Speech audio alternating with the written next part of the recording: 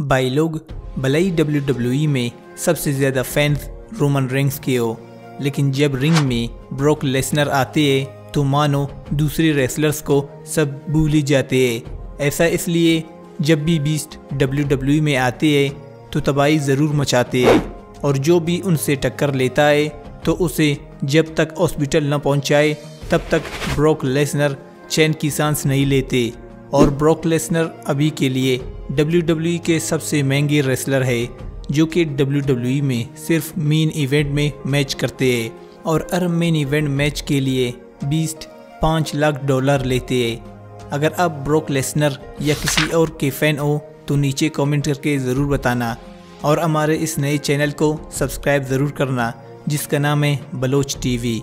और आज के इस वीडियो में हम आपको ब्रॉक लेसनर के कुछ ऐसे मोमेंट्स के बारे में बताएंगे जब बीस्ट ने अपने विरोधी को हिलाकर रख दिया। सो हे गाइस, मैं हूं आमिर बलोच और आप सब देख रहे हैं रेसलिंग 007। रे मिस्टेरियो एंड डोमिनिक मिस्टेरियो। ये बात है साल 2019 की, जब 5 फुट 6 इंच के रे मिस्टेरियो ने ब्रॉक लेसनर को ललकारा।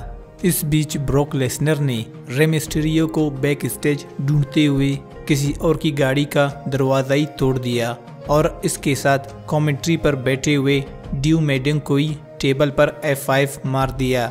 और उसके बाद 30 सितंबर 2019 के रॉ के एपिसोड में ब्रॉक लेसनर ने रे मिस्टेरियो का गुस्सा उनके बेटे डोमिनिक मिस्टेरियो पर उतार दिया और ब्रॉक लेसनर ने डोमिनिक को 3 से 4 सुप्लेक्स दे मारे और दोनों बाप बेटे को इतना टॉर्चर किया कि रे के बेटे को स्ट्रेचर के जरिए हॉस्पिटल ले जाना पड़ा।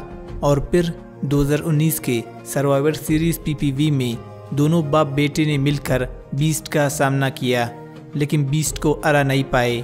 और फिर 4 अक्टूबर 2019 के स्मैकडाउन में जब बीस्ट ने कोफी को सिर्फ 6 सेकंड में हरा कर वर्ल्ड हैवीवेट चैंपियन बने, तो रे मिस्टेरियो ने अपने बेटे का बदला लेने के लिए UFC के खतरनाक फाइटर केन वेलास्केज का सहारा लिया। लेकिन बीस्ट और किंग के कई अटैक्स के बाद ब्रॉक लेसनर ने क्राउन ज्वेल PPV में केन वेलास्केज को हराकर ये दुश्मनी ख़त्म कर दी। और दोस्तों, आपको ये बता दूं कि ये WWE का एक बहुत बड़ा रिकॉर्ड है, क्योंकि ब्रॉक लेसनर ने कोफी किंगस्टन को सिर्फ 6 सेकंड में हराकर वर्ल्ड हैवीवेट चैंपियन बने। क्या आपने ये देखा है? हमें प्यारा सा कमेंट करके ज़रूर बताना। The viper Randy Orton WWE के कितने चालाक रेसलर है ये आप सब जानते हैं, जो कि एक शाम की तरह है। जितने भी दोस्ती कर लो लेकिन आखिर में एक RKO खाना ही होगा। लेकिन ऑर्टन ने उनके करियर की सबसे बड़ी गलती कर दी, वो भी ब्रॉक लेसनर से पंगा लेकर, क्योंकि रैंडी ऑर्टन की ये चालाकी और उनकी ये RKO ब्रॉक लेसनर के सामने टिक नहीं पाई। और फिर 2016 के समरस्लैम PPV में ब्रॉक लेसनर रैंडी ऑर्टन को अपना F5 और जर्मन सुप्लेक्स का मज़ा चखा दिया। और आखिर में ब्रॉक लेसनर ने ऑर्टन को इतना धोया कि रैंडी ऑर्टन के रोंगटे खड़े हुए। और उसके बाद कभी रैंडी ऑर्टन ने बीस्ट का सामना नहीं किया। रोमन रेंस और ब्रॉक लेसनर की राइवलरी की तो दुनिया दीवानी है, जिसके पूरी राइवलरी पर हमने पहले ही एक वीडियो बनाई है जिसे आप लोगों ने काफ़ी पसंद किया, जिसका लिंक आपको डिस्क्रिप्शन या आई वाले बटन पर ज़रूर मिलेगा। रोमन और ब्रॉक को फैंस ने पहली बार रेसलमेनिया 31 में देखा और इन दोनों के मैच को फैंस ने काफ़ी पसंद किया। और फिर 2018 में जब ब्रॉक लेसनर अपना यूनिवर्सल टाइटल डिफेंड कर रहे थे तो कई रेसलर्स ने ब्रॉक का सामना किया और कई बड़े मैचेस में रोमन ने भी ब्रॉक का सामना किया।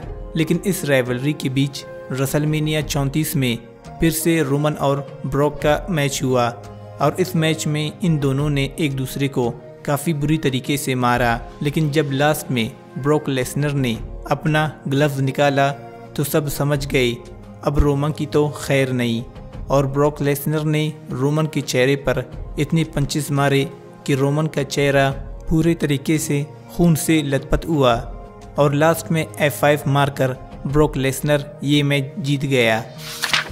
अंडरटेकर के साथ ब्रॉक लेसनर के कई यादगार मैचेस हुए हैं जिन्हें अभी तक फैंस भुला नहीं पाए। जिनमें नो मर्सी 2002 और 2003 और रसलमेनिया 30 सबसे ज़्यादा ख़ास है। और अंडरटेकर ने WWE में एक रसलमेनिया स्ट्रीक रखी जिसे उन्होंने WWE के कई बड़े रेसलर्स को हरा कर रखी थी। लेकिन जब 2014 में अंडरटेकर का सामना हुआ ब्रॉक लेसनर से, तो लेसनर ने अंडरटेकर की ये रसलमेनिया स्ट्रीक ही तोड़ दी, जिसे देखकर सब दंग रह गए। और इस स्ट्रीक के तोड़ने के बाद अंडरटेकर WWE से चले गए और 2 साल के बाद वापस आए जब ब्रॉक लेसनर का मैच हो रहा था सेथ रॉलिन्स के बीच बैटल ग्राउंड PPV में। तो लास्ट में अंडरटेकर ने अपनी एक अनएक्सपेक्टेड रिटर्न करके सबके साथ ब्रॉक को भी हैरान कर दिया और ब्रॉक लेसनर को 2 टूबस्टॉम्प दे मारे और टेकर काफ़ी गुस्से में भी थे।